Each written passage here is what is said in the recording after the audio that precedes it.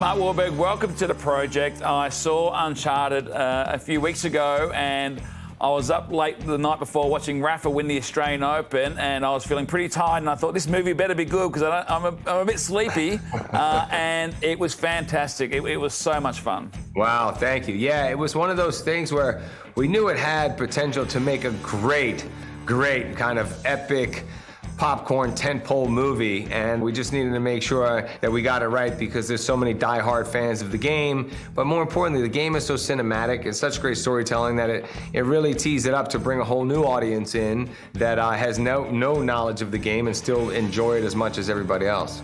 For fans of the game, this is the first time seeing Sully and Nate on the big screen, and the first time movie makers will be in control of their fate. Most video games, there's not like these iconic characters that people know so well and they feel like they're theirs. And for you to kind of venture off and dare to kind of take them and bring them into a cinematic universe, you better get it right or they'll hunt you down for sure. Hey kid, a little young for a bartender, aren't you? A little old for prom, aren't you? The chemistry is amazing between you two. Do you do anything special before you start filming to work on that chemistry? No, I mean, yeah, you either have it or you don't, right? Chemistry's not something that you can really rehearse or kind of force or find. But we met, we hit it off right away. We both love golf. We're really about our family and fitness, and we love what we do for work. So we had all these things in common, and then we just, naturally had great chemistry. But of course, to elevate the material, we had to improvise a lot. And so I was constantly throwing him curveballs. And I don't know if he's necessarily used to working that way because he's doing an accent.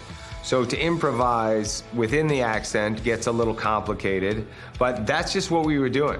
I imagine being an Englishman, trying to do a Bostonian accent, it helps to have Mark Wahlberg on set with you. Yeah, unless you think you got it all figured out, and then I'll just leave you alone hanging in the wind there, and then we'll see what people say after the fact. But in The Departed, nobody came to me and said, hey, does this sound right? Nobody asked me and Matt. Matt and I were just sitting there like, okay, well, hey.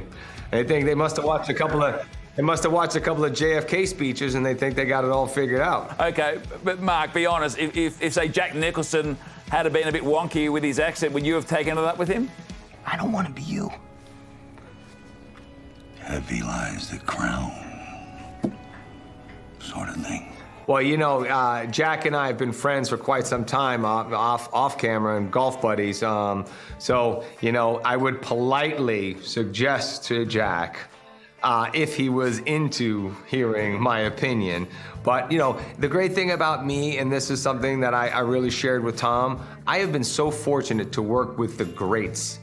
And as a student of the game, of everything that I've ever done, I want to watch and I want to learn and I want to soak it all up like a sponge. And then that's how I've elevated my game. I've worked with the best, and I've been fortunate enough to do that. And they've always kind of seen me as somebody who is not trying to outdo them, but trying to, work well alongside them. And they've always kind of taken me under their wing. And I wanted to kind of share that with Tom. And hopefully Tom does that in the future with the next young buck who's chomping at his heels. You did something very nice with Tom, too. You gave him a gift. You gave him a massage gun, which I believe he misinterpreted. I don't know, I guess people in the UK are living in a bit of a time warp because it clearly says on the package, massage gun, muscle therapy, not anything else like R-rated or X-rated. But I guess that's just where his mind is. I was trying to pass on a nice gesture. He was talking about how he was having a hard time recovering. He'd been training a lot.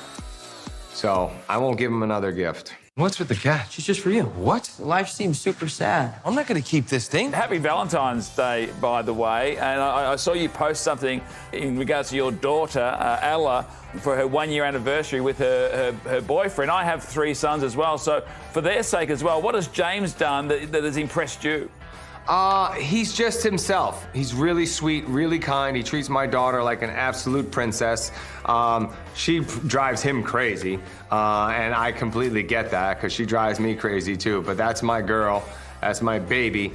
So he tolerates all that with a smile, and they make each other better in the nicest possible way, and it's really nice to see, and I just hope you know, as a dad, like, of course, before I was trying to intimidate the boyfriends, I was trying to keep them away, I was always trying to warn her and give her these doom and gloom speeches about boys.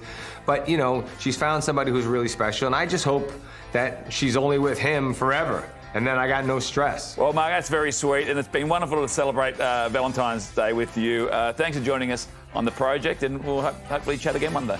Thanks, Pete. Uncharted hits cinemas this Thursday.